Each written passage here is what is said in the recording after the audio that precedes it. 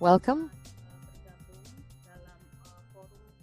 in the policy forum on seaweed. This morning, we will be discussing policy on the seaweed industry for sustainability in Indonesia, specifically in the South Sulawesi. This first forum will be followed by a research forum to hear our pair researchers provide an update. Distinguished guests, ladies and gentlemen, Indonesia is the third biggest producer of seaweed in the world, and South Sulawesi is the biggest producer for seaweed in Indonesia. At the moment, the pair program is focusing on South Sulawesi, and this is an interdisciplinary research. This is demand-driven, and the government of Indonesia has prioritized the development of the seaweed industry because its important role in poverty alleviation for the coastal community. I'm Dr. Hasnawati Saleh. I'm Pair Research Coordinator in South Sulawesi. And first of all, I would like to greet our panelists. We have with us Dr. Yuda Sutiaji, Head of Agribusiness in the Coordinating Ministry for Economic Affairs in Indonesia. Pak Yuda, good morning, sir. Good morning. We have Professor Jamaluddin Jompa. He's the advisor for marine ecology to the Minister of Maritime Affairs and Fisheries, and he's also a research advisory panel member. Good morning, sir. We have Mrs. Sulkas S. Latif, former head of fishery office from the South Sulawesi province, and he led that office for 4 years and working in the seaweed sector as well. I would like to welcome Asdar Mastuki, member of the Indonesia Seaweed Association. Selamat Good pagi, morning, Pak Asdar. Good morning. pagi. Thank you. I would like to first of all ask Pak Yuda from the Coordinating Minister for Economic Affairs in the food and agriculture sector or agribusiness. The Indonesian government has issued the presidential regulation number 33 of 2019 regarding a roadmap for the development of the national seaweed industry. Could you briefly tell us about the content of this roadmap, sir? Baik, terima kasih Ibu Nana. Very well, thank you, Ibu Nana. Hormati I'd like to greet the minister, to the panelists, and everybody. terkait dengan With Perpres nomor regards to 33 tahun the President 2019 Regulation yang number 33 merupakan of 2019, this is a regulation issued by the government, peraturan presiden which is yang a presidential regulation, which bagi is a para pemangku guideline kepentingan for the para stakeholders, kementerian terkait meaning the relevant terkait dalam ministries, pengembangan industri rumput laut with regards to the dalam development of the seaweed rancangan industry. ketetapan In this visi roadmap, strategis and this roadmap bagi contains program a strategy for the pembiayaan program program pengembangan industri rumput laut sampai tahun 2021. and targets for the industry up to Ada 2021. aksi yang akan There is an dilakukan action plan to be implemented with the yang relevant menjadi pusat PICs. pemikiran The adalah basis of the luasnya rationale negara kita is yang the vast area sebagian of our country, lebih dari which is perairan. Jadi ini bisa 75% kita pertimbangkan, bisa kita konsiderasi waterways, which sebagai sumber we untuk can meningkatkan manage as a resource to kesejahteraan dan increase, ekonomi masyarakat. to enhance the Kemudian juga kita melihat community ekspor seaweed prosperity. tanpa sertifikasi And we look at our seaweed juga export, which is dominated belum by bernilai tambah tinggi. non-added Sehingga kita value perlu products. mendorong So we need to agar encourage produk rumput laut kita our mempunyai tambah seaweed tinggi dengan products to have higher mengintegrasikan value seaweed added dalam bentuk by industri integrating rumput laut upstream and nasional. downstream in the form of a national seaweed industry. Seperti itu, namun di dalam teknik So panduan juga kita in bisa the melihat roadmap, we can see that there are juga potentials, ada there are strateginya. Terkait dengan challenges and opportunity yang kita strategies. sebutkan tadi, With regard to the opportunities, as I mungkin kita mentioned, belum we have gunakan secara optimal a masa bootnya, vast area that has dan not peluang ke depan been bahwa fully seaweed masih utilized, mempunyai masa produksi and yang seaweed panjang has a short dengan production sumber time daya yang dikeluarkan oleh and budidaya tidak terlalu besar, at a relatively low kemudian cost for bisa membuka those kesempatan cultivating untuk seaweed. penyerapan tenaga kerja yang lumayan besar, and it is labor intensive. Therefore, this means employment opportunities, and there is potential for diversification of various seaweed products. And in the future, we will be able to raise the prosperity of our people by consuming seaweed products, because we know that seaweed has very is a very source of fiber, and other countries such as Japan, they have developed this product and they have a high level of consumption. So we hope to follow in those footsteps. We are also aware that the development of the seaweed industry will face many challenges under the current conditions. For example, our mastery of our technology impacts on the quality of the products, and the industries which utilize seaweed at the moment are relying on importation, so their raw materials should come should be locally sourced or domestically sourced. And the seaweed products are not as competitive as it should be, so we need to increase our competitive edge, and also investment and downstreaming of the seaweed products need to be increased.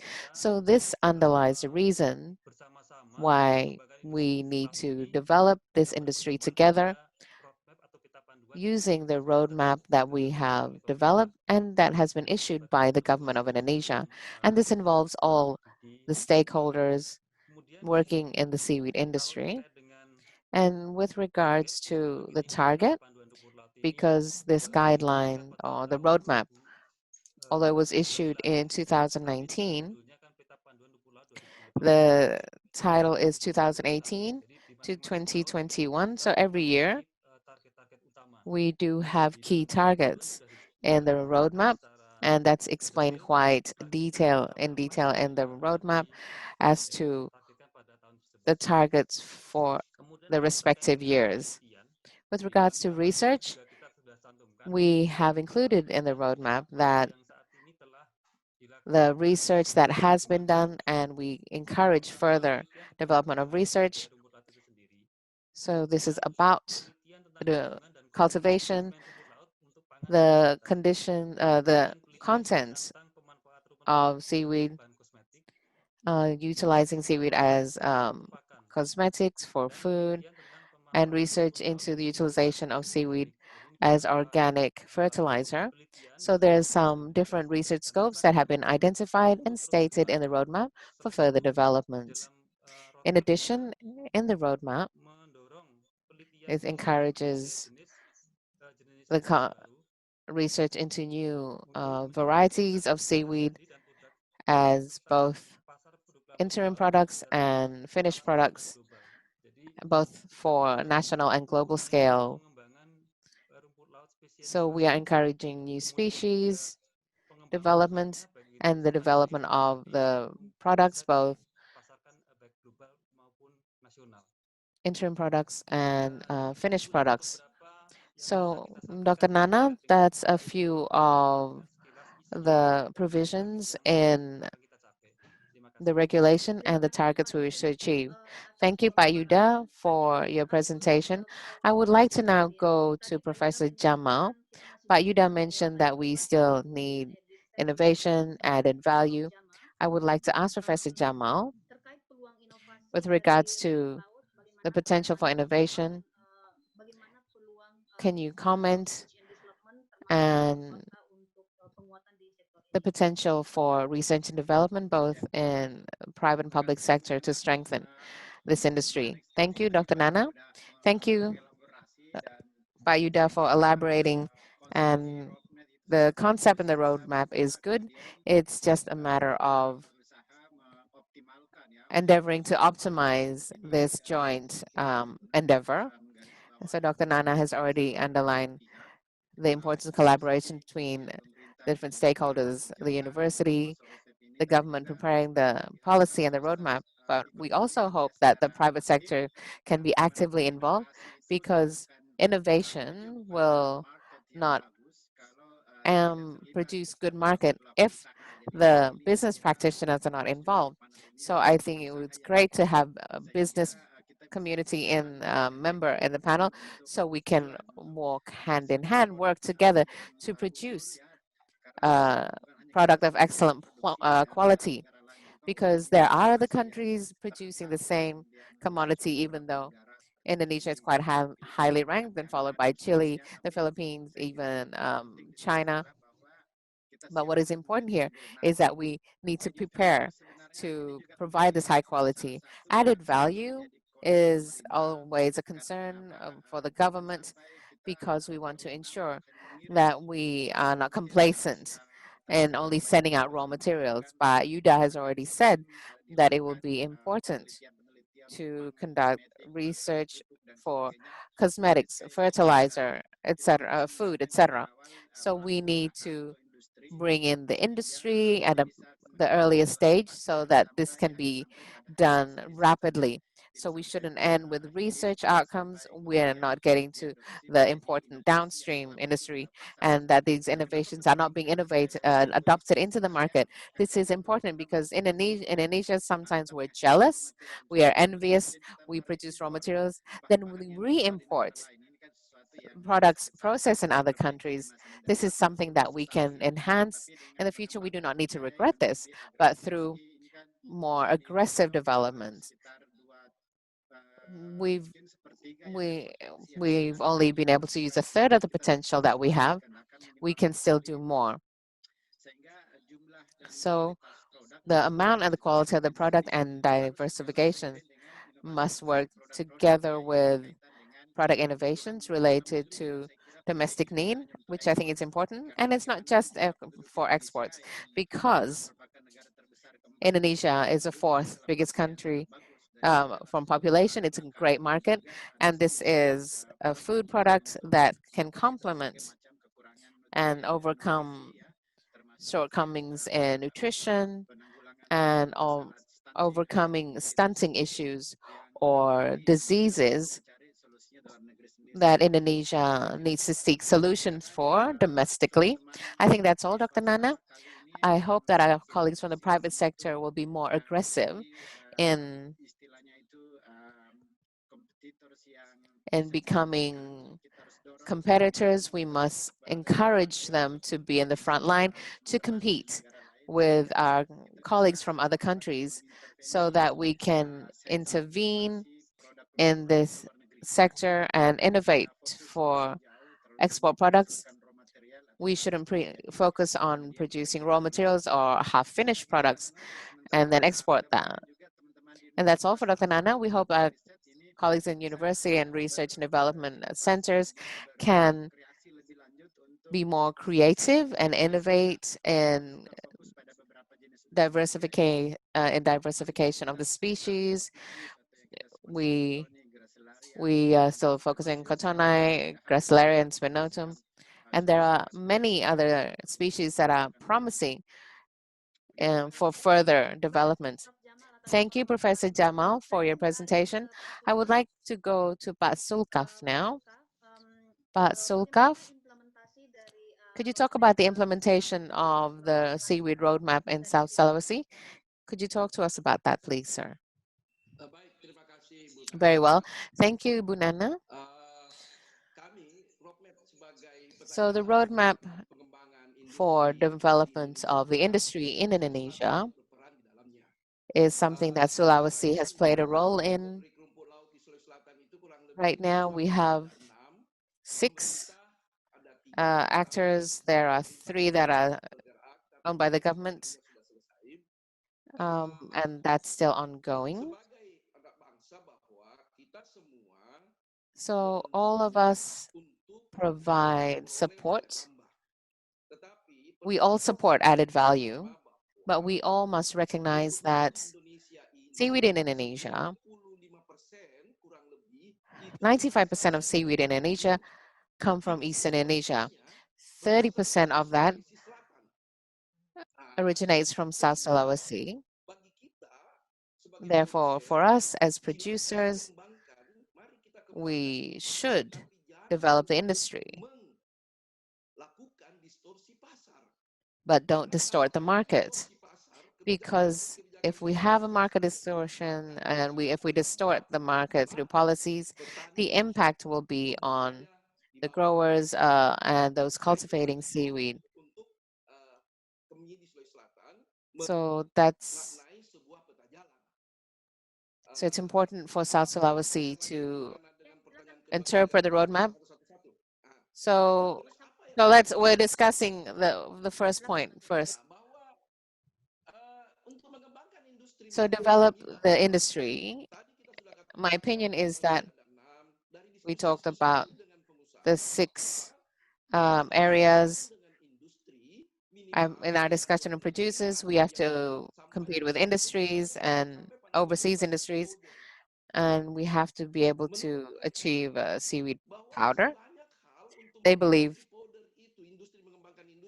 that to develop the industry for this, we have to have the market. It seems that there's a big market or unlimited market. But if we talk about a processed powder, this will narrow the market. So if there's a guaranteed market, that's fine. And the production requires many imported components, especially the chemicals. And we can see that we need more a higher facility for electricity, for finance.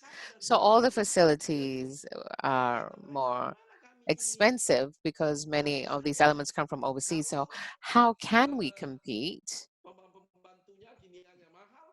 if all the supporting factors are expensive and there's limited amount that can be imported? So the chemicals are a limited imported product, and that means a lack of economies of scale. And land is expensive, especially in the industrial zone. So for seaweed, you need to have a factory in the industrial zone. And outside of the industrial zone, they have to make very sure that they can manage the waste products. And it's very expensive to purchase or to access land in the industrial zone. So we have to think about how to develop the seaweed industry. So those are the challenges. The government, if the government wishes to complete this roadmap, we have to solve these issues. We have the different laws and what is called the omnibus law. Even though I am not the head of the office anymore, but I am involved in discussion. There's a warehouse factory, excuse me, a seaweed warehouse ready to export. They had all the proper permits, but there were questions on the environmental impact assessment. The understanding is once they're in the industrial industry, their environmental impact assessments, documents and permits would be already included in the industrial zone. But there were questioned about this, so there's some disruption. So it's an industrial climate that needs to be developed. So everything that impacts the industry's capacity for competition must be prepared. So the state must be present and must play this role. So Dr. Nana, that's my opinion. We cannot only have one ministry handling this. All ministries and government agencies must support the industry. So we do operate on evidence-based policies. We look at the data. We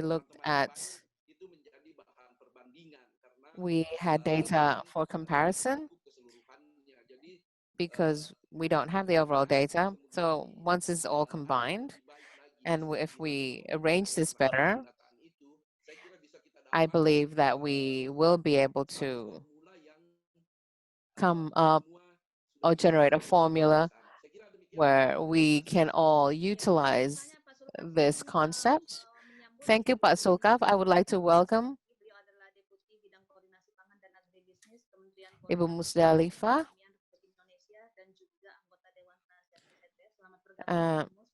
So we have Ibu Musdalifah Mahmud. She's a RAP member, Deputy Minister for Food and Agriculture, Coordinating Ministry for Economic Affairs, Republic of Indonesia. So, Pak Asdar, continuing from the comments from Pak Sulkaf regarding the challenges in industry, what is your experience? What are the challenges and the barriers that you face? Terima kasih Bu Nana. Thank you, Bu Nana. Teman-teman sekalian, To izinkan all my saya colleagues, mewakili allow me to represent ARLI, Asosiasi Rumput Laut ARLI. Indonesia, mencoba menyampaikan beberapa hal. I would like Yang to pertama try to adalah talk about a pemahaman few kami tentang issues. industri Our rumput laut understanding itu regarding the seaweed adalah industry kegiatan is masif that this dari is hulu a ke hilir. massive Jika industry kita memandangnya from dari nilai upstream to downstream. tambah, If we saya look at it from an kira added dari bibit value hanya 100 perspective, gram, kemudian 42 from hari 100 kemudian grams menjadi of seeds and 7 40 sampai days 10 later, kali lipat, itu juga it's merupakan multiplied by sebuah 7, nilai industri.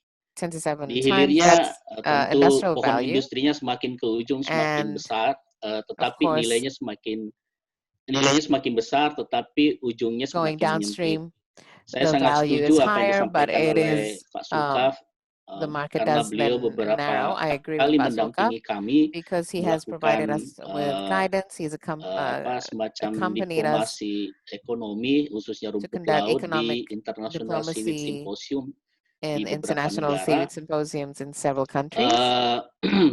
Apa yang terjadi adalah What ketika has kita occurred is berbicara that daya saing rumput laut Indonesia, maka kita harus as melihat we talk posisi about the competitiveness strategis of rumput Indonesian laut seaweed, we need to look Indonesia. at the Yang strategic pertama position of adalah rumput Indonesian laut seaweed. Indonesia itu First of all, adalah rumput Indonesian laut jenis seaweed tropikal. is a Jadi tropical kita species tidak or bisa tropical apple to type, apple so we cannot dengan compare this komoditas apple to rumput laut apple yang with ada di daerah lain. seaweed commodities in Misalnya selalu from other diperbandingkan areas, dengan because it's Jepang, di usually mana ada compared to nori di Japan, sana where they have yang terbang nori, misalnya dari laminaria yang and tidak that's bisa made from tumbuh di daerah laminaria, kita. which cannot grow Rata-rata where we are.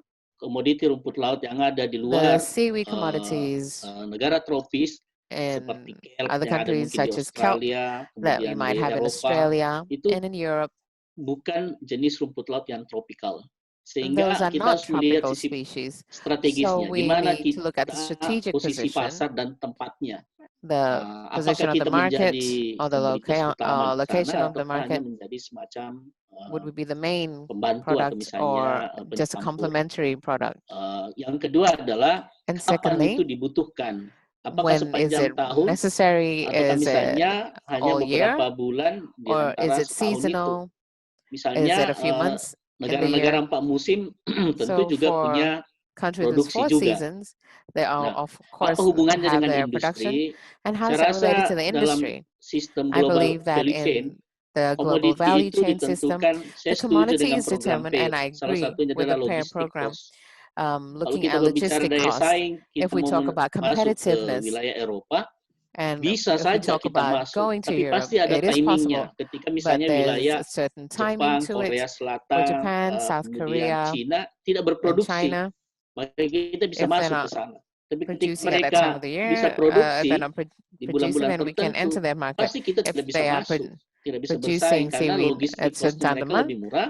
because their logistic Kemudian costs will be kebutuhan cheaper, akan produk yang hampir sejenis dengan and negara tujuan itu, the country, mereka the destination country butuhkan, would mereka also match. would have the Itu same or salah satu similar yang kita product. rasakan. Nah, So beralih these are pada some of the issues that we face. bagaimana supaya kita bisa Going memproduksi on to how produk yang we bisa can produce unggul atau dibutuhkan oleh a pasar, high quality ini yang product that harus is kita needed by lakukan the riset. market. This is what we do Saya need rasa to teman-teman yang research. ada di universitas, For our colleagues in the universities, marilah kita mencoba melakukan let's semacam pemetaan try to di map daerah mana rumput laut the jenis areas, apa, kemudian nilai looking at optimalnya the di different mana, areas, looking at the kemudian value different species in that proposition-nya areas, misalnya looking untuk at the value industri proposition baik yang di for dalam maupun di luar industry, negeri itu both cocoknya domestic and daerah mana. overseas, Nah, nanti kita and what perkuat destinations bagaimana are suited supaya to, what rantai areas are pasoknya suited to that. dan And this logistik is to cost-nya bisa ensure that lebih the efisien. Nah, ini value yang chain harus misalnya and logistics dikembangkan would be dengan more berbasis efficient. This teknologi. bukan what we need berarti to ketika develop on a didapatkan sebuah hasil technological basis. penelitian di satu tempat, It doesn't kemudian mean langsung that once we get research findings in diberluaskan an ke area, seluruh then it should Indonesia. be Belum disseminated tentu across Indonesia. misalnya daerah It's not tersebut necessarily true that bisa the berdaya area saing dengan daerah yang would be able to lain. compete with other areas. Makanya ada Therefore, teman misalnya mengumpulkan we have a colleague membudidayakan di daerah trying to cultivate in a particular timur, area sangat in jauh. East Java, Logistik that's quite cost-nya, far. misalnya kita The berbicara logistic Papua, cost untuk sampai di Makassar for saja Papua atau to Surabaya, get to kasar dikirim ke Papua China itu Makassar Rp550 and per kilo. Jadi memang sending the sudah product to agak China is berat 550 dari segi rupees per logistik. kilo. So the logistics is a Walaupun challenge. misalnya Although, produknya sama, jadi mungkin dicari despite having the jenis same rumput laut yang product, bisa so you tumbuh would optimal di find, you should sana, find, yang nilainya lebih tinggi, walaupun misalnya dibebani even dengan though cost tinggi, tapi masih if bisa if berdaya saing. if it's Jadi of a higher value, kalau misalnya despite ada logistic 7 costs, you would faktor still be able misalnya to untuk mendirikan get the sebuah proper industri yang margin. baik itu, So ya to mungkin develop a kita good mencoba industry, kira-kira industri apa yang cocok yang bisa kita we buat need di to look Indonesia, at yang the appropriate kira-kira kalau industry in bersaing Indonesia dengan tetangga kita that atau would be able to negara-negara yang compete with our neighboring mempunyai countries or produksi countries rumput laut yang that sama, kita also masih lebih have unggul. the Saya same lebih setuju kalau misalnya seaweed kita bekerja product sama Australia, that we karena would dia still lebih be dekat able to dengan compete. kita, I would kita bisa think that we could cooperate melakukan with Australia kegiatan because they're misalnya closer to us and we exchange could untuk have an exchange of kerjasama di bidang pemanfaatan rumput laut ini. Ya, uh, mungkin itu with Bu. regards to utilization of seaweed. Thank you, Asdar, for talking about the challenges and the potential faced by the business community. I would like now to move on to Ibu Mus. If I may ask you a question, ma'am.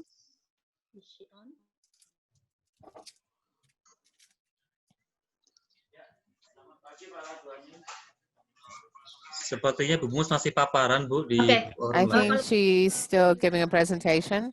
So I'll go to Pak Yuda then. So for the government, what is considered to be the key factors of success? So what is the factors for success? For the government, actually, as I said before, based on 2018 to 2021, we have key targets. So the key target for 2021, at the end of the roadmap, the main target is to be a global market leader for Caribbean industry. So there's different products and also including agar, achieving 50 to 50 raw materials and finished products. So our export composition of finished products, meaning added value products, it would reach 50% compared to the commodity exported as raw material, achieving a 50% mix in feed. So looking at 2018, there are several other targets, which is the basis for the achievements, which are the indicators of success in the roadmap. For this year, we are planning for the 50-50. We're looking at research.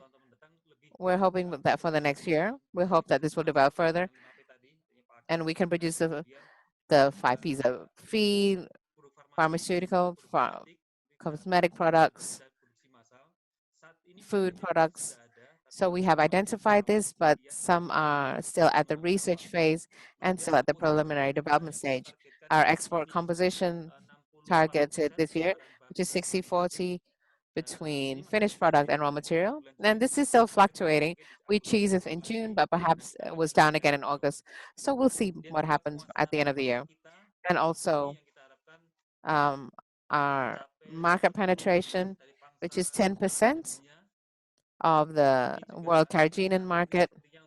And it appears that for high added value products is about 7%. We are still discussing a body for seaweed development. So in 2021, there are more indicators. These are our indicators of success. At UDA, we're under a pandemic condition. The targets being achieved, or has the pandemic had an impact? Yes, some targets has not been influenced by the pandemic, and in fact, because it seems that importer countries are also in lockdown, so a lot of our product was absorbed domestically. So this pandemic has had an impact on many of our programs that could not be executed, and the budget was refocused. So this was one of the problems. Some have been achieved, and some have faced challenges due to the pandemic. With regards to innovations, we do need research. We need strengthening in the research sector and using this research as evidence for evidence-based policy. I have a question for Professor Jamal. How does the government or policymakers using research finding to provide to support sustainable seaweed development? Thank you, Bunana. Actually, the research uses for seaweed, we hope should be more of the industry players and in the broader sense, as Pastor mentioned. So we highly anticipate that research centers, they work as researchers. We compare what is being done in other countries and how we can customize this for our own country and then modify and create better innovations. And this is the work of research centers, including the universities. So we actually have high hopes that the triple helix will have strong relationship between the private sector and academics. We would hope that the government would facilitate the process, as Pak Sulkam said, policies which may overcome any barriers in the process, including permits, environmental impact assessment, logistics, transportation. I think this could be facilitated by the government. But with regards to research findings, we actually have high hopes. And I'm hoping that through PAIR, we will encourage our industry stakeholders to be proactive so that the research outcomes would be focused on what the market needs are, the competitive attributes needed to meet the market demand, and conducting blue sky research in the sense that anything that the industry and the government cannot utilize directly is still important to do, especially, for example, the need for proteins in the future. It's indicated that if we can meet the protein, animal protein needs, that's an issue. If we meet our protein needs through animal proteins, that's a challenge for climate change. And there are a lot of minerals and active content in seaweed. Seaweed also has a lot of other benefits. And considering that the population continues to grow, the acceleration of this transformation from blue sky research, innovation, basic research, and into applied research, and then going into policy, and also utilization by industry for downstreaming through technology incubator processes, it makes it possible for the research to be dynamic and vibrant. If the private sector is working on their own, research is working on their own, and the government is the middle, and there's a gap between all, it would be very difficult for us to compete with other nations and to accelerate seaweed products, which is part of the roadmap. I believe it would be difficult to achieve the roadmap. So I'm hoping that Dr. Nana, our colleagues in PAIR, so from the researchers and the board members, I believe that we need to ensure that one of PAIR's contribution in the commodity is accelerating this process from research to the user, whether that's for science, for management, and science for the industry and the private sector. Dr. Nana, I do believe that the minister had an idea, and this is excellent to ensure that we have what you would call cohesion and everything being comprehensive. I think in all sectors, not just seaweed, researchers are scattered. There's a lot of repetition. There's a lot of overlapping. But there's not a lot that we're doing in the context of complementing research. There are gaps. We should fill in those gaps to produce something that would be highly competitive. I think that's all, Dr. Nana, from me. Thank you, Professor Jamal. We still have 10 minutes. I would like to speak to Pak Asdar. Pak Asdar, how do we develop seaweed and have it sustainable? And how will this alleviate poverty and increase prosperity? Because we know that coastal communities are some of the poorest in Indonesia.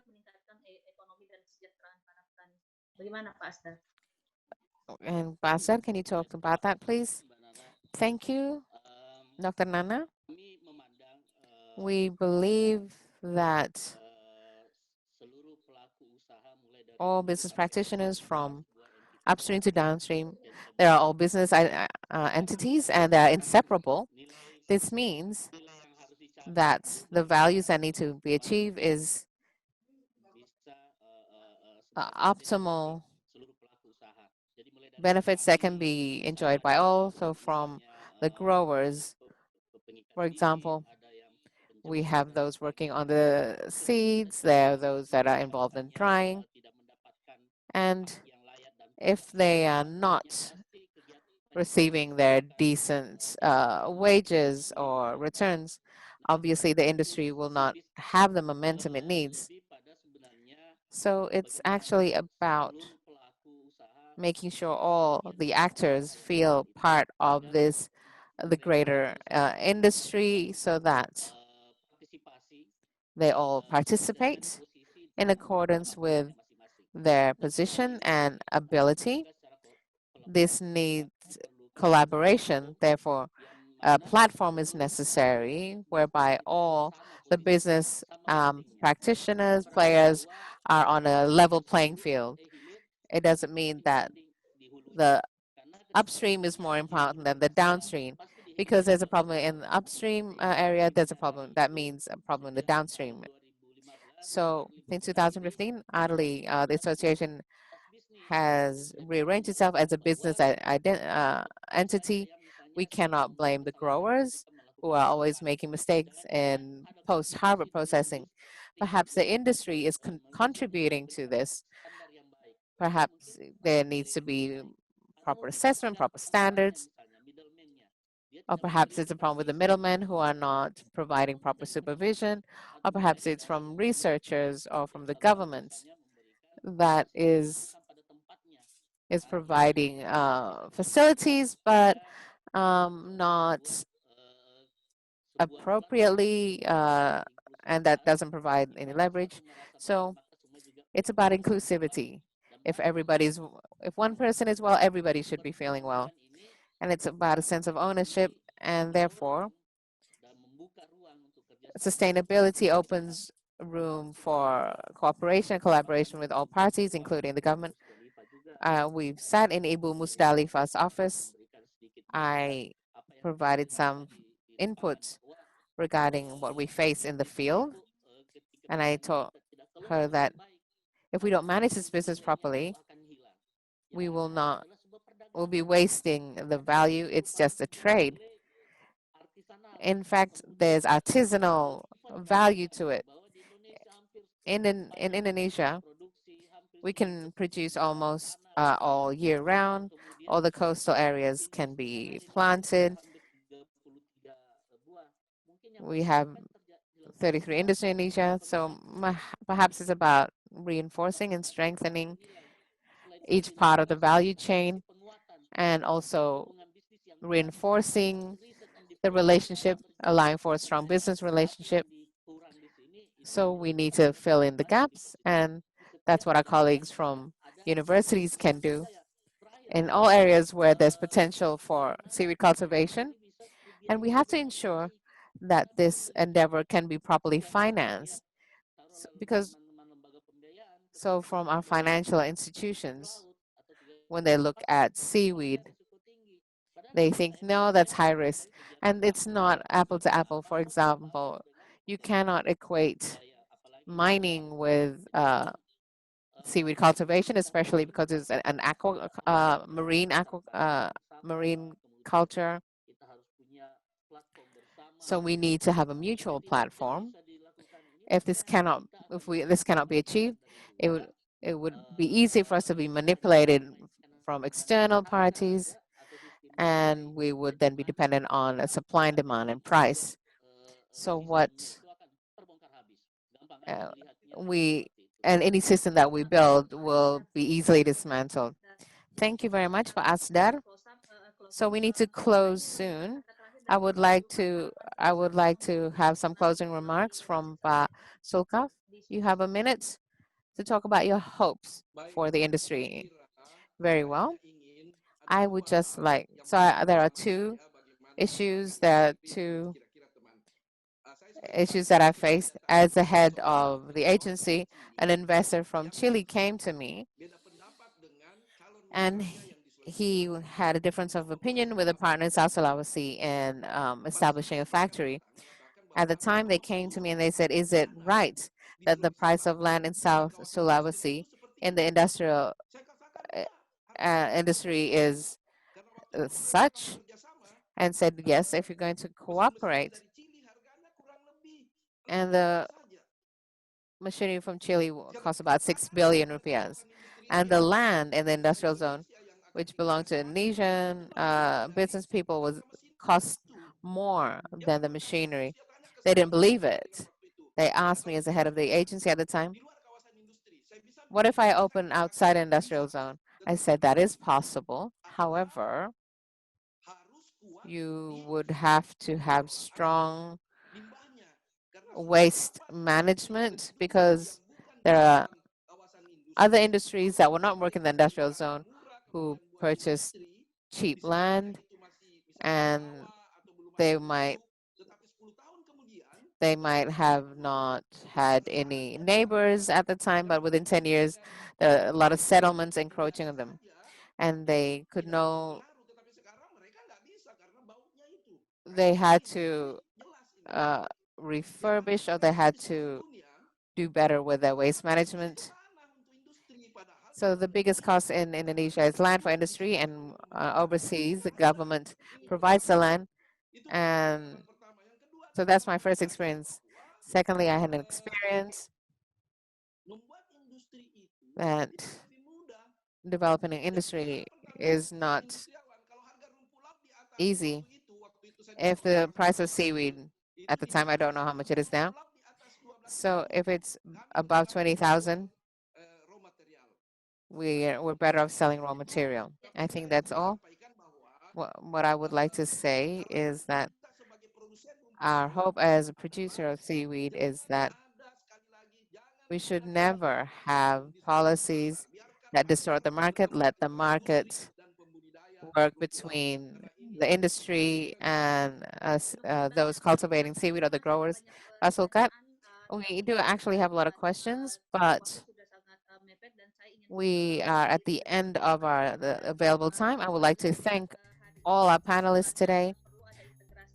So we do need integration between upstream and downstream. And overcome the challenges to develop sustainable ecosystem seaweed in Indonesia.